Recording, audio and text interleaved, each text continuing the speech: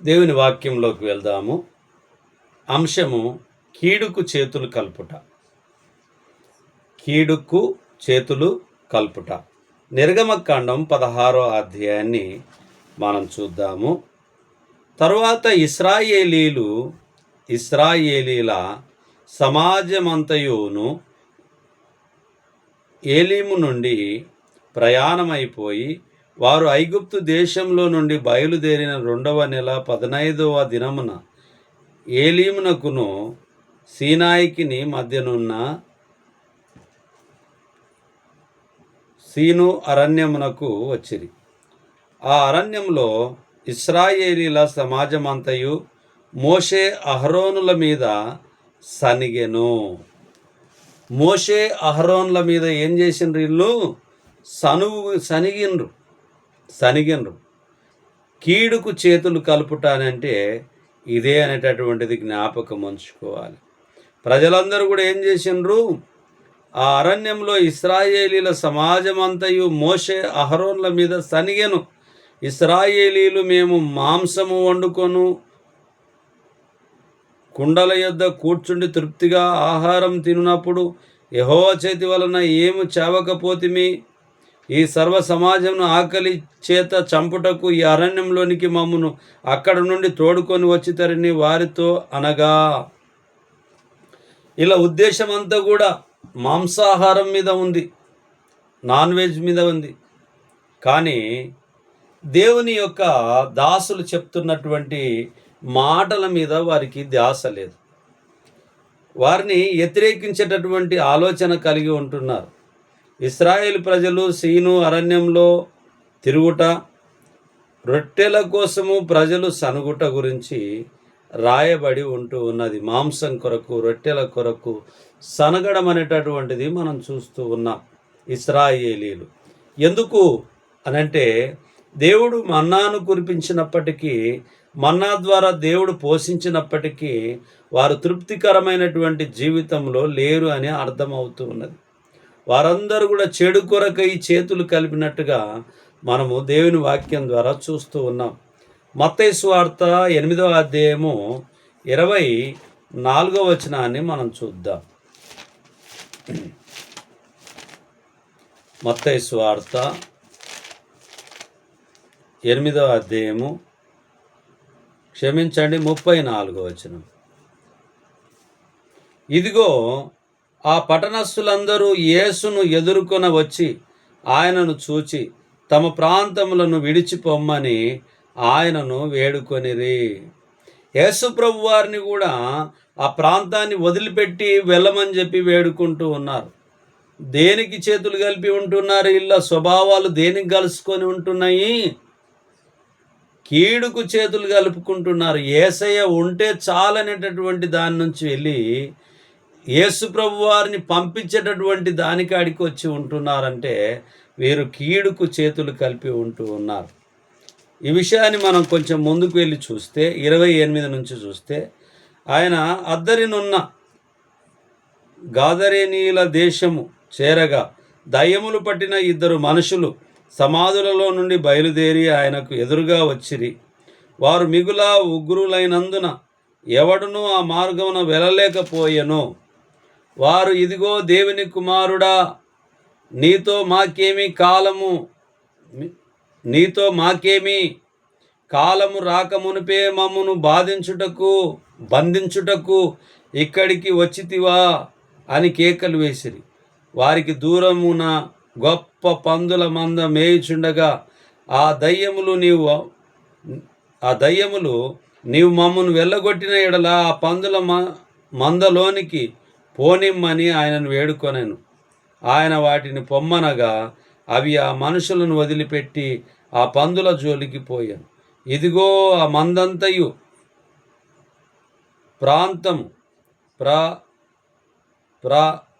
ప్రాంతము నుండి సముద్రంలోనికి వడిగా పరిగెత్తుకొని పోయి నీళ్ళలో పడి చచ్చెను. వాటిని మేపుచున్నవారు పారిపోయి పట్టణంలోనికి వెళ్ళి జరిగిన కార్యములన్నీ దయ్యములు పట్టిన వారి సంగతియు తెలిపిరి. ఇదిగో ఆ పట్టణస్థులందరూ యేసును ఎదుర్కొని వచ్చి ఆయనను చూచి తమ ప్రాంతములను విడిచిపోమ్మని ఆయనను వేడుకొనిరి. వీరందరూ కీడుకు చేతులు కలిపి ఉంటూ ఉన్నారు. ప్రియులారా, యేసయ్య ఈ లోకానికి వచ్చినటువంటి దేవుని కుమారుడు అనేటటువంటిది మర్చిపోయి, గ్రహించలేక ఆయనను వదిలిపెట్టి వెళ్ళిపోమ్మని చెప్తూ ఉన్నారు. అంటే మంచిని ఆస్వాదించడానికి ఈ ప్రజలు ఒప్పుకోవడం లేదు. మంచిని స్వీకరించడానికి యేసయ్య మాతో ఉంటే మాకు మేలు జరుగుతుంది అనేటటువంటి ఉద్దేశము వారికి కలగడం లేదు. ప్రియులారా, ఎందుకు అని అంటే సత్యమునకు దూరంగా ఉంటూ ఉన్నారు, కీడుకు చేతులు కలిపి ఉంటూ ఉన్నారు. కాబట్టి వారు దూరంగా ఉంటూ ఉన్నారు. యేసు ప్రభు వారిని మమ్మల్ని వదిలిపెట్టి పొమ్మని వేడుకున్నటువంటి విషయాన్ని మనం చూస్తూ ఉన్నాం. అపొస్తలుల కార్యములు 17వ అధ్యాయాన్ని మనం చూద్దాం. ప్రియులారా, అపొస్తలుల కార్యం 17వ అధ్యాయము 6వ వచనాన్ని మనం చూద్దాము.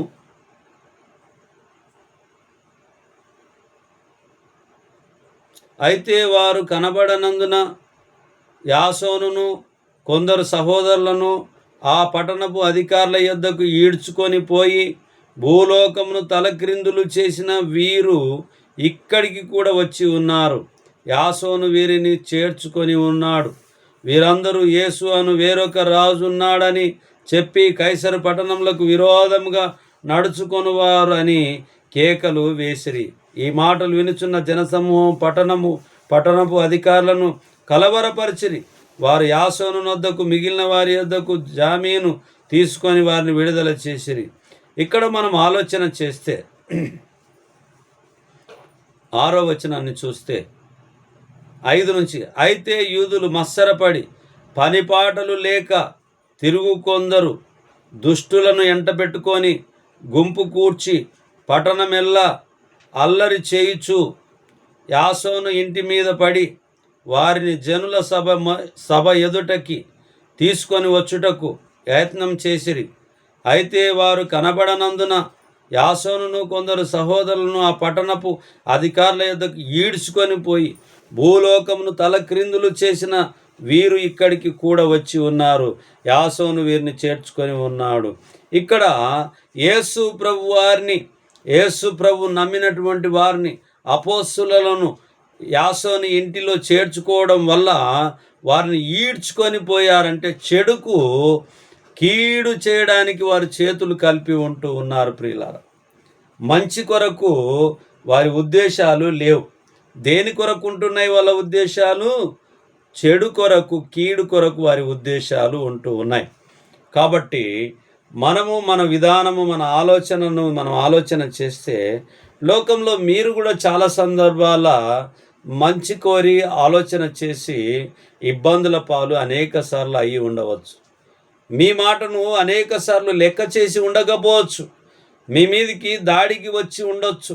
మిమ్మల్ని కూడా ఇబ్బంది పెట్టి ఉండొచ్చు.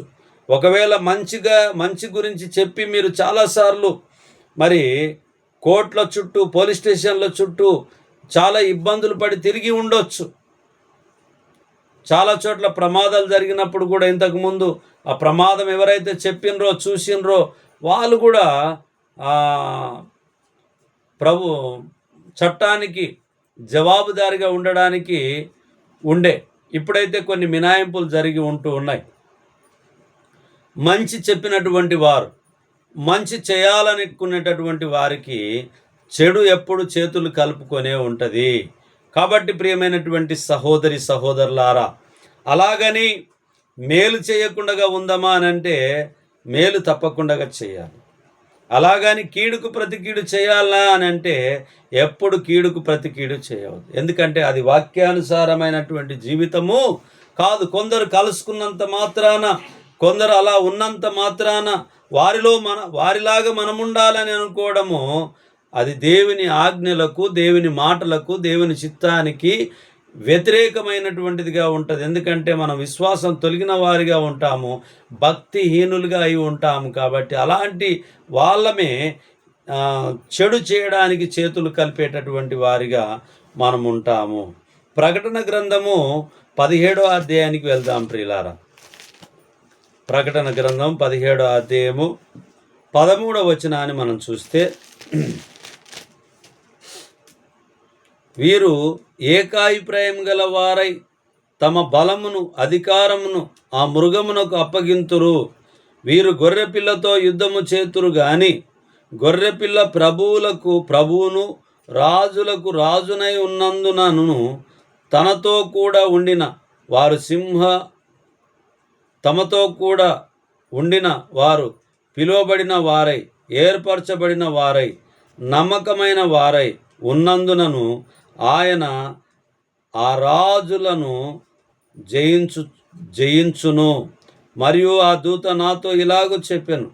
చూడండి ప్రియమైనటువంటి వారులారా, దేవుని వాక్యం గుర్తు చేస్తూ ఉన్నది 13వ వచనం. వీరు ఏకాభిప్రాయం గల వారై తమ బలమును అధికారమును మృగమునకు అప్పగింతురు.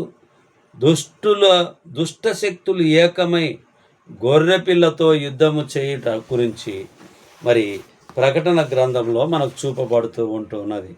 చాలా వరకు మంచి వాళ్ళు తక్కువగా ఉంటూ ఉన్నారు. చెడుకు స్థానం ఇచ్చేటటువంటి వాళ్ళు, చేతులు కలిపేటటువంటి వాళ్ళు చాలా ఎక్కువగా ఉంటూ ఉన్నారు. ఎందుకు అని అంటే, మంచి చెప్పడం వల్ల లాభం వారికి కలగదు కాబట్టి, చెడు చెప్పడం వల్ల ఏదైనా లాభం పొందుకోగలుగుతామనే ఉద్దేశంతో, లేదా మీ మీద వ్యతిరేకత ఉండడం వల్ల, నా మీద వ్యతిరేకత ఉండడం వల్ల వారు చెడు చేయాలనేటటువంటి చేతులు కలిపి ఆలోచన చేస్తూ ఉంటారు. ప్రియమైనటువంటి సహోదరి సహోదరులారా, చెడు ఎప్పుడైనా చెడే, పాపం ఎప్పుడైనా పాపమే, కీడు ఎప్పుడైనా కీడే. కాబట్టి కీడుకు చేతులు కలిపినటువంటి వారందరూ కూడా వారు ఒకరోజు లెక్క దేవునికి అప్పజెప్పుకోవాల్సినటువంటి వారిగా ఉంటారు. వారి జీవితాలను మనం దేవునికి అప్పజెప్పి ముందుకు కొనసాగేటటువంటి వారిగా ఉండాలి. అంత మాత్రాన కీడుకు ప్రతి కీడు మనం చేయవద్దు. మరి కీడుకు చేతులు కలిపినటువంటి వారి కొరకు దేవుని వైపు చేతులెత్తి మనం ప్రార్థన చేద్దాం. చిన్ని ప్రార్థన. మహోన్నతుడా, మహాగణుడా, పరిశుద్ధుడా, మీ పరిశుద్ధమైన నామాన్ని బట్టి మీకు వందనాలు చెల్లించుకుంటున్నాం నాయన. ఇదిగోనైనా కీడు చేయడానికి చాలామంది చేతులు కలుపుతూ ఉంటూ ఉన్నారు. ఆనాడు యేసు ప్రభు వారిని కూడా తమ దగ్గర ఉండవద్దని చెప్పి, ఆయనను వెళ్ళిపోమని చెప్పి వారు వేడుకున్నట్టుగా మేము చూస్తూ ఉన్నాం. నైనా మేము ఈ లోకంలో మంచి ప్రవర్తన కలిగి, మంచి మాట తీరు కలిగి, మీ అందు భయభక్తులు కలిగి జీవించే భాగ్యాన్ని మాకు అనుగ్రహించమని ప్రార్థిస్తున్నాం. చెడుకు చేతులు కలపకుండగా నైనా మంచిని మేము ఆస్వాదిస్తూ, మంచిని మేము గౌరవిస్తూ, మంచిని మేము ముందుకు తీసుకొని వెళ్తూ, నాయనా ఈ లోకంలో మునుముందుకు కొనసాగడానికి మీరు కృప చూపించి సహాయం చేయమని ఈ మనవులు మీ కుమారుడు మా ప్రాణరక్షకుడు యేసుక్రీస్తు నామములో ప్రార్థిస్తున్నాం తండ్రి. ఆమేన్. ఆమేన్. అందరికీ వందనాలు.